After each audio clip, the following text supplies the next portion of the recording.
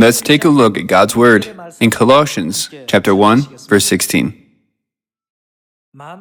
For in Him all things were created, things in heaven and on earth, visible and invisible, whether thrones or powers or rulers or authorities.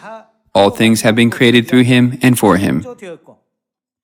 He is before all things, and in Him all things hold together.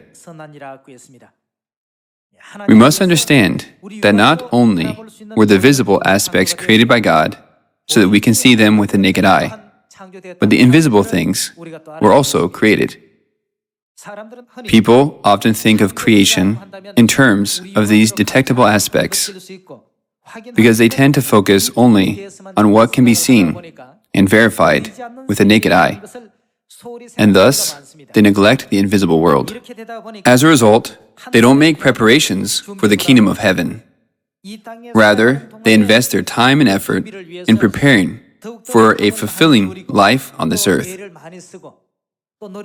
They focus so much of their attention and energy on these things. This is something we can easily observe in people around us. However, the visible cannot exist without the invisible. It may be a bit difficult, but the prophets have said, the Spirit is the essence of our lives, while the flesh is merely the clothing we wear. I believe you are all well aware of this deeply.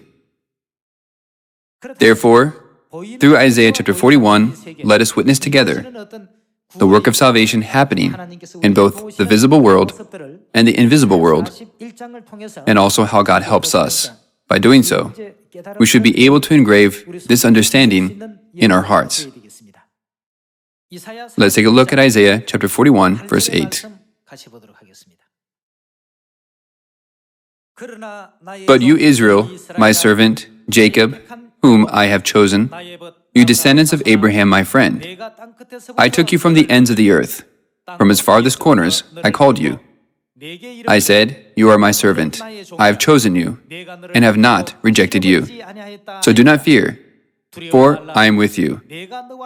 Do not be dismayed, for I am your God. I will strengthen you. And what will He do? Help you. God, who said, I will always help you, never breaks His promise. God created both the visible and invisible worlds and said, I will always help you. However, people often fail to consider whether they have achieved their current state with His help or through their own efforts. This leads them to prioritize their own contributions over gratitude, forget God's assistance, and live a self-centered life of faith.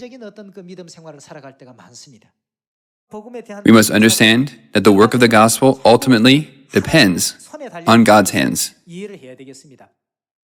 The course of the gospel can vary greatly depending on the magnitude of God's grace and favor towards His children in the invisible world.